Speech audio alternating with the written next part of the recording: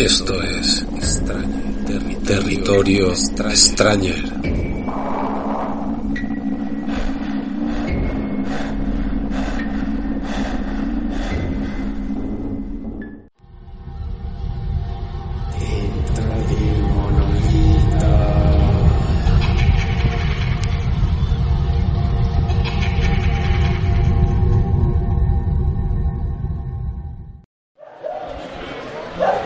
Bueno, pues empezamos este podcast, Territorio Stranger, y vamos a preguntar en primer lugar a Juan Jacinto Muñoz Rengel, autor de La capacidad de amar del señor Königsberg, o El sueño del otro, El gran imaginador, entre otras novelas, y alma mater o pater de la Escuela de Imaginadores.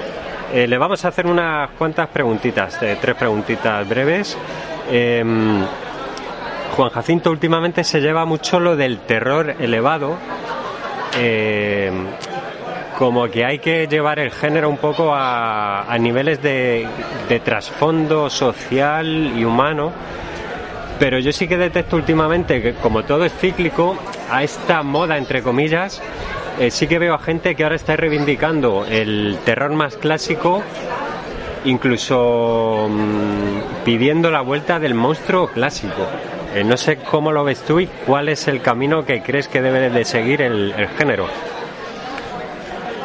Bueno, es que cuando hablamos de etiquetas siempre pasan estas cosas, ¿no? Yo creo que en realidad lo que ocurre es que hay literatura y hay entretenimiento y a veces hay felices mezclas de ambas cosas, pero lo cierto es que de un tiempo a esta parte, quizá por una tendencia que sin querer lo marcó Mariana Enríquez, que la tengo aquí enfrente ahora mismo, se empezó a hablar de esta alta literatura de terror, pero que en el fondo quiere decir otra cosa, que bueno, que hay gente que tiene una voz propia, que tiene capacidad para escribir textos complejos, con capas, con una carga de significado especial, sin trampantojos ni problemáticas que a lo mejor tienen más que ver con los aficionados, es decir, literatura, ¿no? Y de repente pues da la coincidencia de que Mariana Enríquez además hace terror o más o menos terror, ¿no? Ni siquiera es un terror muy marcado dentro de lo que se entiende por el género, ¿no? Pero sí es terror. Entonces de repente pues parece que hay una tendencia hacia allá. Yo creo que si miramos un poquito con más perspectiva, o sea, si damos unos pasos atrás y lo miramos todo de forma global, lo que ocurre es que cada vez hay más gente que escribe mejor, porque cada vez hay más gente con posibilidad de leer, de formarse, de tomarse en serio las cosas, y dentro de eso pues nos encontramos con que se van trabajando todos los aspectos, también los géneros de la imaginación, ¿no? Y los géneros con los que antes a lo mejor teníamos más prejuicios, pues ahora somos más desprejuiciados. Y yo creo que esa ha sido la tendencia con la que has empezado la pregunta. Luego, ¿qué ocurre? Que la revisión del monstruo, el volver a lo clásico y tal, yo creo que eso sí tiene que ver más con simplemente los ciclos, ¿no? Las tendencias a nivel moda que ocurren con todo, ¿no? Con todo lo que nos rodea a nivel objetos de consumo, quiero decir, y a nivel de ficción, a nivel de entretenimiento, porque al fin y al cabo, si siempre estuviéramos con lo mismo nos aburriríamos, ¿no? Entonces, bueno, pues cuando hay mucho de algo, llega un momento en el que el ciclo cambia y pedimos de lo otro, ¿no? Y eso a lo mejor sí es más circunstancial, pero yo creo que al final lo que se está reclamando es que la literatura tenga más calidad, ¿no? Muy bien, bueno, ya has contestado un poco a la segunda pregunta, que sería: ¿qué crees que le falta o le sobra a los géneros fantásticos para no ser considerados literatura de segunda? Porque sí que ha habido siempre una concepción de este tipo de géneros que se tratan aquí en festivales como el Celsius, como que se tratan de literatura menor. ¿Cómo lo ves? Pues mira, tú lo has dicho ya muy bien, le falta y le sobra, ¿no? Yo creo que habría que ir libro por libro, ¿no? Y obra por obra, porque al final no podemos generalizar, ¿no? Pero sí es cierto que hay textos a los que a veces pues le falta eso que decía yo antes, ¿no? Esa capacidad del autor o de la autora de meterle capas secundarias, de meterle subtramas, de meterle otros significados ocultos, esas metáforas de situación, esa ambición de decir más cosas en menos espacio, ¿no? No basta con que el significado se derrame a lo largo de 400 páginas y al final digas, vale, pues he llegado a este aprendizaje. No, se trata de que cada página pues tenga unos quilates, ¿no? Y eso yo creo que se hace así, ¿no? Se hace a partir de el trabajo no ya con la palabra, sino también con la propia estructura interna de cada capítulo, de cada relato, etcétera, etcétera. Hay que ser ambicioso en ese sentido. Yo creo que hoy se controla mucho más la técnica que antes, y por mucho que alguien pues parta de un talento innato, que es algo que no dudo, la técnica también hay que controlarla, es decir, la formación no se puede tampoco subestimar. Y luego, ¿qué le sobra para que no haya tanto prejuicio? Bueno, pues determinados guiños, a veces internos, a veces muy de nicho, que entienden cuatro que siguen a ese autor, que entienden cuatro que siguen esa tendencia. A veces es que hay como subgénero del subgénero del subgénero y gente que se hace camisetas con eso, ¿no?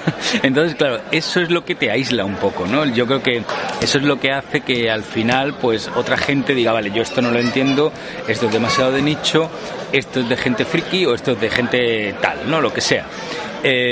Ocurre por eso, ¿no? Porque se tiende a veces a ser un poco endogámico. Si se tratara de mandar ese mensaje un poco más universal, esa situación de los personajes que pueda conectar con cualquier lector, pues al final ese prejuicio se borraría, ¿no? También. Muy bien, y por último solo preguntarte, bueno, creo que un ejemplo de lo que estás diciendo sería La capacidad de amar del señor Königsberg, pero que sería una novela totalmente recomendable en este sentido, pero te quería preguntar que nos recomendaras una o dos obras de género, bien sea de terror, de ciencia ficción o fantasía, que creas que pueden sorprender al lector porque se salen un poco de lo habitual y que quizá no sean muy conocidas. Bueno, por decir primero un ejemplo de algo que puede sorprender a los que no leen ciencia ficción, pero que no va a ser ninguna novedad para los que sí la leen. A mí me gusta recomendar Solaris de Stanisław Lem, precisamente porque es una prueba de que se puede hacer literatura de terror y literatura de ciencia ficción, porque es ambas cosas, siendo absolutamente literario. Y esto no significa ser difícil para nada. Simplemente en Solaris hay un terror psicológico muy bien manejado que tiene que ver con un escritor que hay detrás que conoce cómo funciona nuestra cabeza, ¿no? Qué es lo que en el fondo nos puede dar inseguridad, qué es lo que nos hace sentir ese vértigo, qué es lo que nos hace sentir mal, pero al mismo tiempo hay una idea súper potente que nos habla de muchas cosas y sobre todo del género humano, ¿no?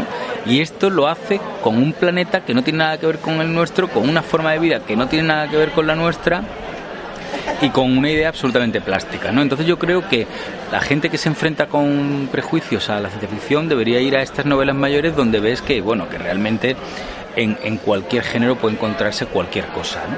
Pero luego, por decir algo un poquito más raro, ya que me pedías algo menos conocido, hay una novela corta que ahora en España va a ser difícil conseguir, que está descatalogada, que se llama La Comemadre, de Roque Larraqui, que es un tipo argentino que ni siquiera en Argentina es muy conocido. Allí lo publicó con otra editorial, aquí se publicó con la editorial Turner, que es de no ficción, que acaba de sacar una colección de novela, pero que no fue muy bien, por eso yo creo que ahora es bastante difícil de encontrar. Pero bueno, ahí está la pista. Este hombre era desconocido en Argentina y sin embargo quedó finalista del premio Booker, creo que fue, o del Círculo de la Crítica, creo que fue el premio Booker en Estados Unidos, y de repente, claro, boom, en Argentina todo el mundo preguntándose, en el diario Clarín, en La Nación, preguntándose quién es este tío que en Estados Unidos está de repente rompiendo un poco los moldes habituales, es decir, escribiendo en español llegas a ser conocido allí y tal, y aquí ni siquiera lo conocemos, ¿no? Y gracias a eso lo publican en España y la primera edición se agotó. Es una novela muy singular que no calificaría de terror, pero que da bastante mal rollo. Lo que pasa es que técnicamente es muy poco común, es una cosa que parece un delirio del escritor, parece escrita del tirón, a pesar de que tiene un estilo así como muy de Borges, pero parece escrita desde una pesadilla, ¿no? Y bueno, es una cosa muy singular, a ver si la consiguen los oyentes. Pues nada, lo dejamos aquí. Muchísimas gracias por tu generosidad y perdón por el atraco. Nada. Un abrazo. Un abrazo.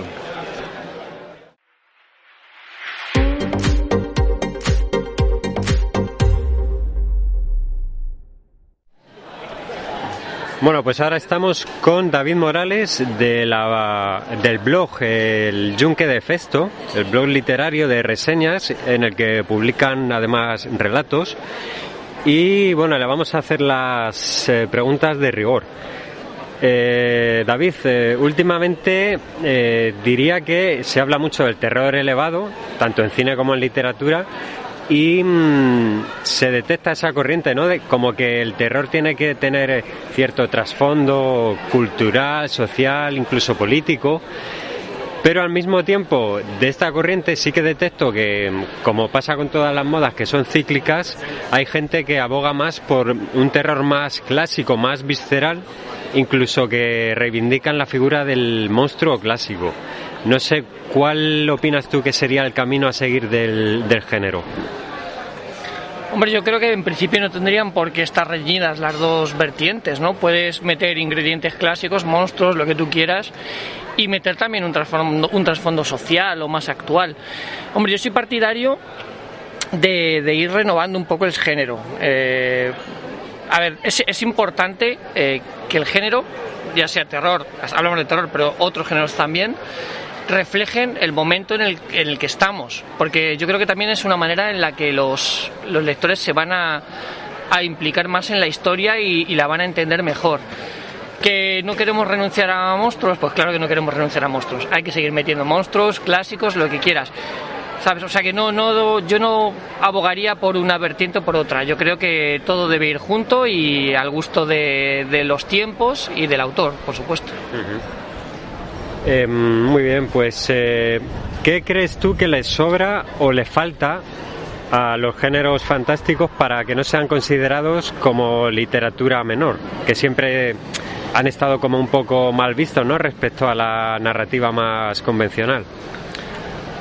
Yo creo que en sí ni les sobra ni les falta nada. Lo que pasa es que tienen el gran enemigo, que es la prensa, que son los grandes medios o las grandes editoriales, aquí espero que nadie me mate, que ya tienen su negocio montado y como les funciona, pues ¿para qué van a defender un género que está visto a lo mejor como infantil o como menor? ¿No? Ya tienen el negocio, es a lo que van, pero hay muchas de esas obras que publican los grandes sellos que no son ni de lejos mejores que muchas obras que pasan desapercibidas y que venden 200 copias de terror, de ciencia ficción, y es más, de terror y ciencia ficción española. No hace falta traducir una obra del inglés o del ruso ni del chino. Entonces no le sobra ni le falta nada. Lo que hay que hacer es que la gente se dé cuenta que la literatura de género es literatura y que se pierdan los prejuicios que hay hacia ella. Muy de acuerdo con eso. Y por último, pues te pediría que nos recomendaras algún título, uno o dos, los que se te ocurran, de género fantástico que no sea muy conocido y que creas que nos puede sorprender o que puede sorprender al potencial lector. Pues quiero recomendar dos obras. Una de ellas sería Galaxia Cicatriz, de Pedro González, que es una novela muy muy intensa. Es ciencia ficción, pero no es ciencia ficción al uso, no es típica. Es una historia de personajes, no quiero explicar demasiado, pero es muy muy intensa. Hay una relación entre dos personajes tremendamente arrolladora, no para bien tal vez. Y el final es de los que te obligan a pensar, y cuando llegas a la conclusión es una novela de las que dejan huella. A la conclusión que debes llegar es una novela que deja huella. Y la otra, pues os recomendaría pues al amigo Santiago Ximeno, Carne y Hueso. Esta obra es un cruce, bueno, es una obra que podría haber escrito Cronenberg, por ejemplo. Es una obra descarnada, nunca mejor dicho, muy original. Hay mucha sangre, muchas vísceras, pero no es terror, es una crítica social tremenda y muy muy adictiva. Así que bueno, ahí lo dejo, esas dos son por el momento. Muy bien, perfecto. Bueno, las apuntamos, yo ya las he leído y doy fe que son dos obras tremendas. Y nada, pues muchas gracias, David, y nada, nos vemos en otra. Nada, muchas gracias a vosotros.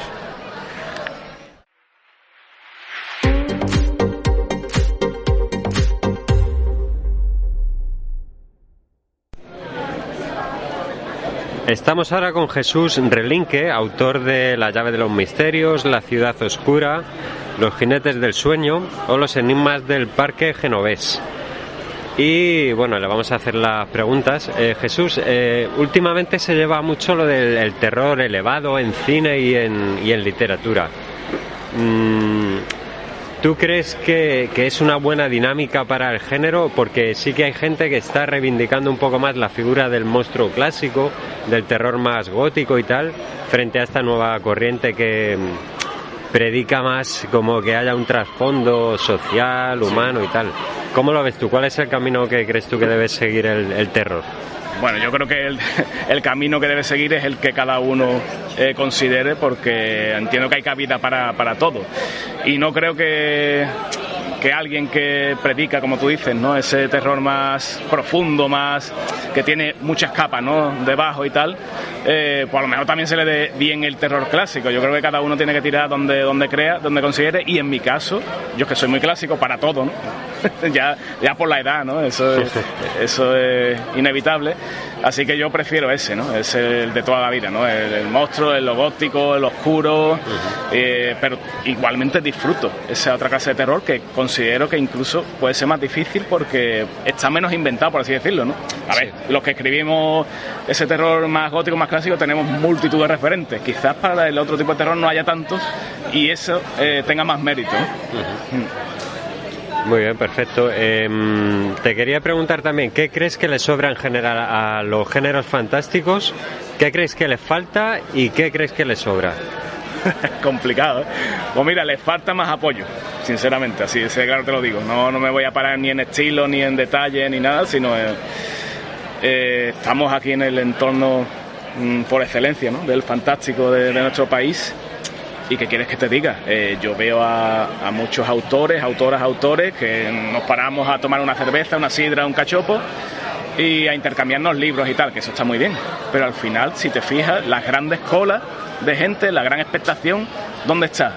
En los autores extranjeros. Sí. Tío, si queremos que los que escribimos aquí en nuestro país pues suba un poquito, pues habrá que a lo mejor hacer algún tipo de apoyo, no sé si por nuestra parte, por parte de las editoriales, de la promoción, de lo que sea, para que sobresalgamos más, ¿no? Y a lo mejor esas colas que vemos que dan la vuelta a la plaza aquí en Avilés sea de gente nacional y no de gente, bueno, de otros países, ¿no? Que no tengo nada en contra, por supuesto, de ellos, que me he leído libros de Catriona Ward, por decir el ejemplo más claro, ¿no?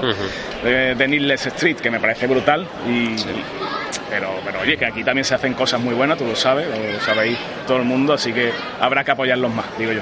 Estoy de acuerdo. Nos ha pasado siempre, y no sé por qué, pero tanto en cine, bueno, en general en todas las disciplinas, ¿no? Sí. No sé por qué se menosprecia. Pero yo te diría que en cine a lo mejor en los últimos tiempos está, no sé, quizás más aceptado, ¿no? Sí, o está ganando un poco con los grandes nombres, ¿no?, del género. Pero en literatura nos cuesta, nos sigue costando y de hecho creo que nos va a seguir costando en los próximos años, por desgracia. ¿Por qué? No sé decirte. Ojalá supiera y encontráramos esa fórmula, ¿no?, para que eso cambiara. Un misterio. Otro más. Bueno, y para acabar te quiero preguntar que nos recomiendes alguna obra, un par de títulos de géneros fantásticos que creas que nos puedan sorprender y que no sean muy conocidos a nivel popular. Vale, pues voy a recomendar a mi colega Juan Antonio Oliva, que acaba de sacar su libro de relatos, ¿no?, con Dilatando Mentes, Lágrimas de Silicio.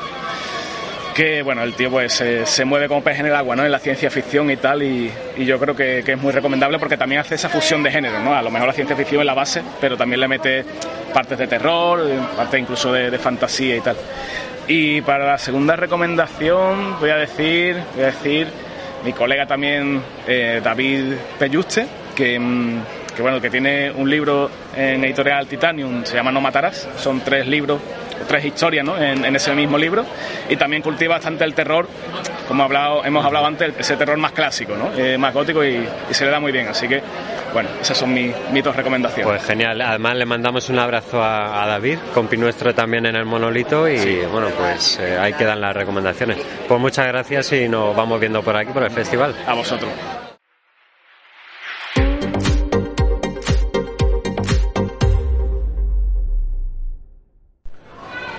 Bueno, pues estamos ahora con Pedro Moscatel, autor de El devorador de mundos, Quinta esencia o Te prohíbo volver a dormir. Y le vamos a hacer también las preguntitas de rigor. Pedro, últimamente se lleva mucho lo del terror elevado, y tanto en cine como en literatura, ¿no? Ese miedo que conlleva un trasfondo social, político, incluso humano. Pero a la vez surge una corriente últimamente que reivindica más el miedo más visceral, o incluso la reivindicación del monstruo clásico. ¿Cuál crees tú que es el camino que debe seguir el género en la actualidad? Yo no diría tanto como qué camino debe seguir el género, yo no me atrevo a decir eso, pero sí que te puedo decir que yo creo que incluso el terror que no se considera tan elevado, el terror que muchas veces asociamos a la parte de atrás del videoclub, a ese terror que no tiene miedo de reírse de sí mismo, al mismo tiempo puede ser un terror que nos permita hablar de todos los temas de todo tipo de calado y profundidad que nos preocupan a la sociedad, que nos preocupan en el ámbito político, humano, filosófico o de cualquier tipo. Y yo creo que eso es lo que hay que reivindicar, el poder trabajar el miedo sin miedo a quedarte corto de esa especie de élite intelectual que te va a pedir que hagas un terror elevadísimo, y sin embargo no tener ningún complejo y poder abordar todos esos temas desde cualquier visión, tanto si es una visión de completa serie B, tanto si es desde una visión pulp, como si es desde una visión pues más filosófica o más digamos seria. Muy bien. La segunda pregunta sería, ¿qué crees tú que le sobra o le falta a los géneros fantásticos en general para salir un poco de esa zona de menosprecio al que siempre han sido sometidos respecto a la conocida como alta literatura, ¿no?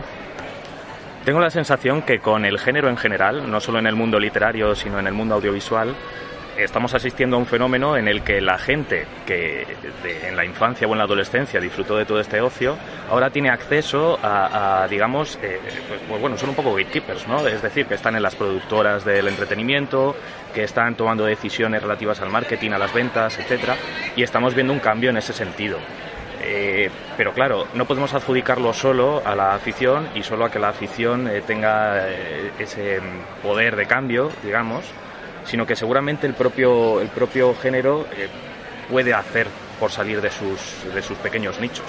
En los congresos de este tipo, las convenciones, en los festivales, es importante que haya acceso para todo tipo de gente y que no seamos siempre escritores leyéndonos a los escritores o un mercado, digamos, cerradito, ¿no? Creo que eso se está consiguiendo y se está consiguiendo en festivales como aquí en el Celsius donde estamos y en otros muy similares, en los que se busca atraer al público y no traer a la misma cantera de siempre de autores, editoriales y medios afines. Sí, me parece muy interesante eso. Para acabar, recomiéndanos algún título, alguna obra que hayas leído que nos puedas recomendar y que no sea muy conocida y que creas que merezca la pena. Hay una obra que es relativamente conocida, pero que aún así creo que se debería leer mucho más en cuanto al terror, y lo mismo en cuanto a la ciencia ficción. De terror me gustaría recomendar el libro Disforia de David Hasso, que salió en la editorial Valdemar y que merece muchísimo la pena, y yo creo que es una de sus mejores novelas, teniendo novelas maravillosas que a quien no le haya leído se lo recomiendo muchísimo. Incluso también su libro La Silla, un libro de culto del terror que recomiendo a todo el mundo que consiga como pueda. Y en cuanto a la ciencia ficción, me gustaría recomendar a uno de mis autores favoritos de territorio español, que es Sergio Mars, que sacó de manera relativamente reciente La disonancia de las esferas, que es una antología de verdad imprescindible para todo el mundo, tanto amante de la ciencia ficción dura como de la ciencia ficción social, científica. Es de verdad muy interesante todo lo que aporta. Antología de relatos. Antología de relatos. Muy bien, pues la apuntamos y títulos muy interesantes también. Pues nada, muchas gracias, Pedro, y nos vemos por aquí, por el festival. Muchas gracias, nos vemos por aquí.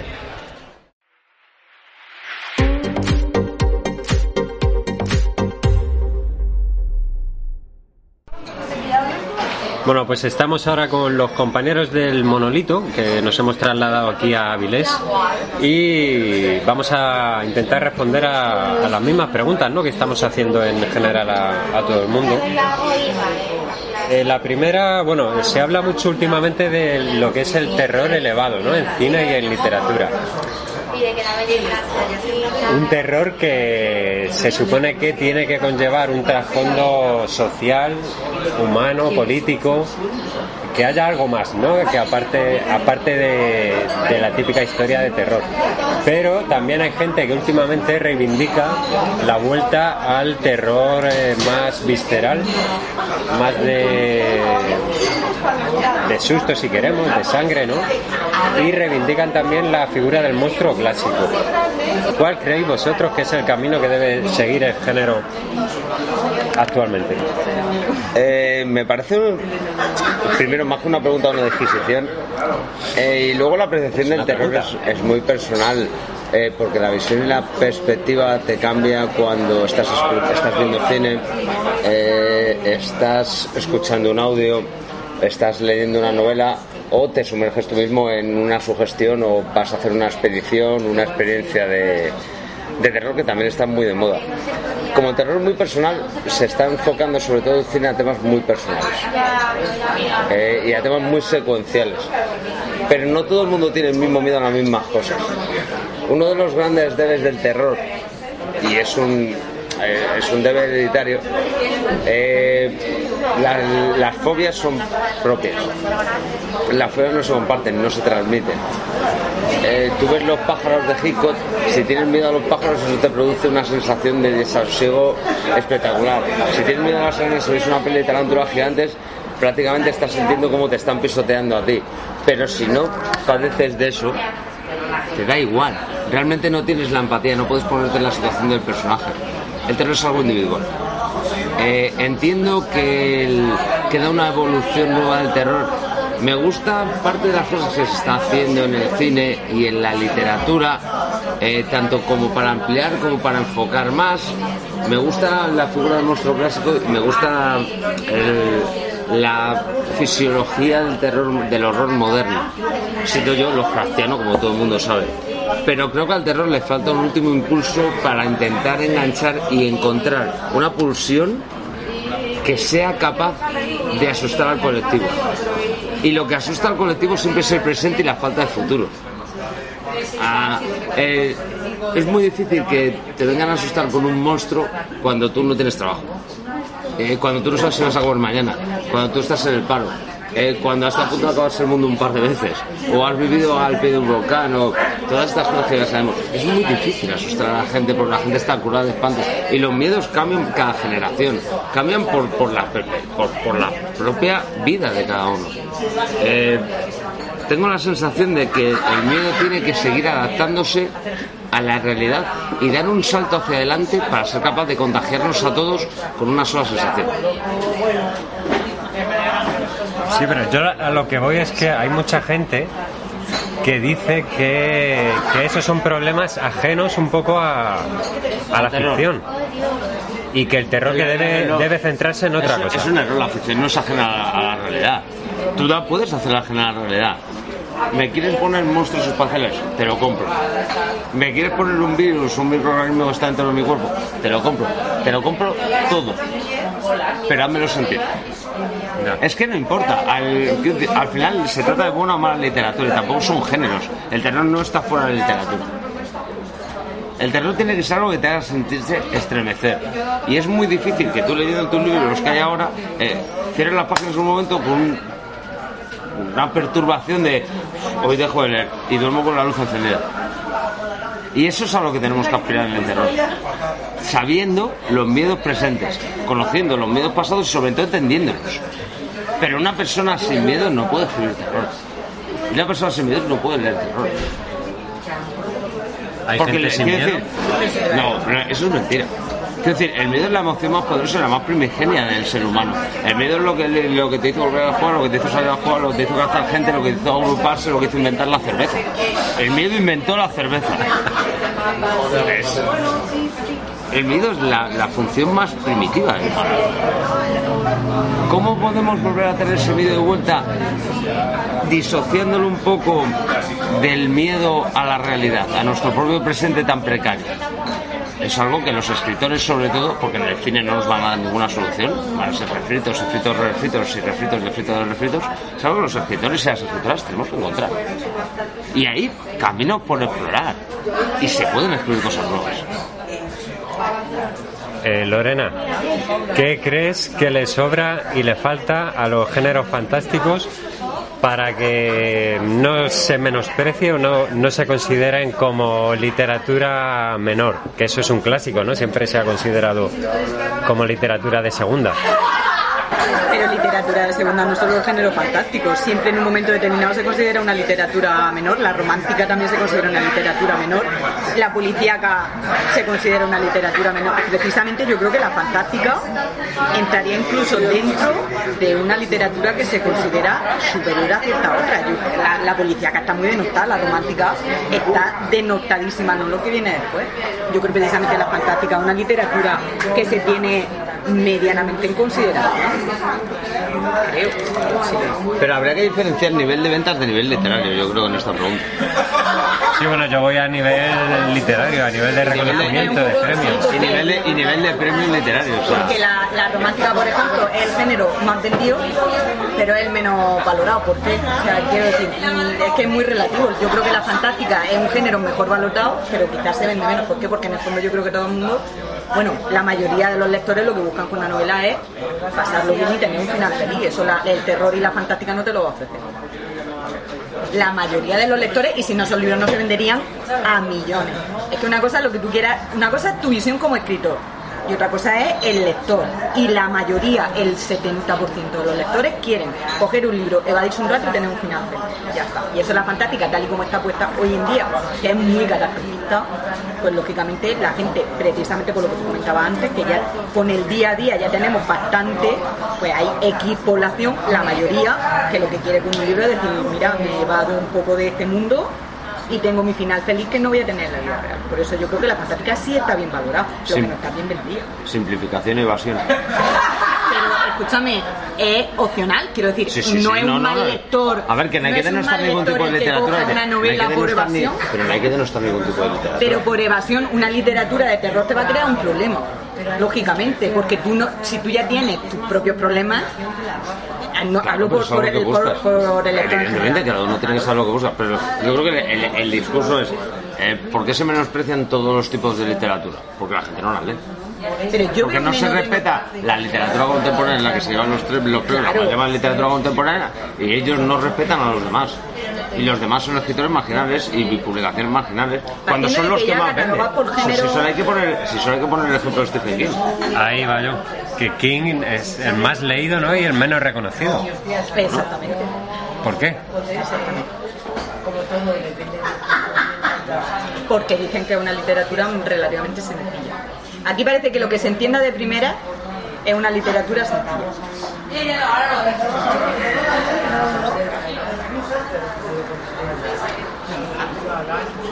Bueno, pues vamos a acabar.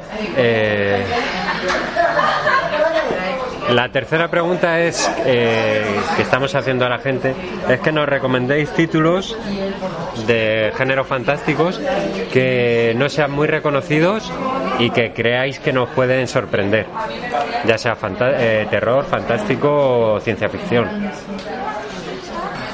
A ver, sería muy tópico hablar de William Hodgson en el terror, que es uno de los precursores. Creo que hay un autor que está totalmente olvidado y que siguió la estela de King y de Dan Simmons, y por supuesto muy superior a Cons, que es Robert R. McCammon. Es un maestro que ha escrito, digas, obras que son el cumbre, y es una de las pocas personas que además ha conseguido que yo me preocupe leyendo un libro. Me preocupe tanto por su salud como por lo que pasaba en el libro como por mi salud mental. Y es algo muy apreciable, y además se manejaba también como es un valor elemental en varios otros géneros. Tengo que hablar de mi buen amigo Frankie, que seguro que ahora lo mencionaré mal porque es Francisco Santos Muñoz Rico. Francisco Santos Muñoz Rico, que claro, con apellidos de noble a mí me es muy difícil recordarlos. Es uno de los grandes invisibles de la literatura, o invisibles grandes, o grandes simplemente. Igual que Daniel Aragonés maneja el Whale de manera extraordinaria, pero descubrir a un autor o autora que digas no lo ha leído nadie, nunca nadie lo vio, nunca nadie vive debajo de una cueva, de una piedra, de un pozo, de un abismo, de un túnel. Esos autores ya lo saben. Frankie. Todo el mundo tiene sus lectores. Lo que pasa que es verdad que hay que arriesgarse y buscar lecturas nuevas y no ir a las librerías a que te empapen de las 4 editoriales tradicionales, que son las que han copado el mercado. Tienes que hablar con las editoriales pequeñas, tienes que ir a las librerías pequeñas, tienes que ir a los festivales, y ahí tienes que ir a las presentaciones, por favor que haya más presentaciones, y es donde vas a encontrar gente y obras que realmente encajen contigo. Pero, es decir, la literatura no va a ir a tu casa, la tienes que ir tú a buscar. Somos arqueólogos, los que queremos leer somos arqueólogos. Totalmente de acuerdo.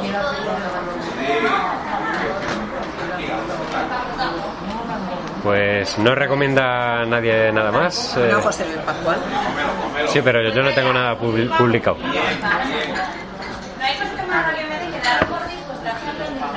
Es que yo lo que leo no son autores que no vaya a descubrir nadie, o sea, que no estén descubiertos. Los autores que leo son Bueno, pues lo dejamos aquí y nada, seguiremos preguntando a la gente. A gente que tenga algo que decir. ¿Alguno habrá? Seguimos.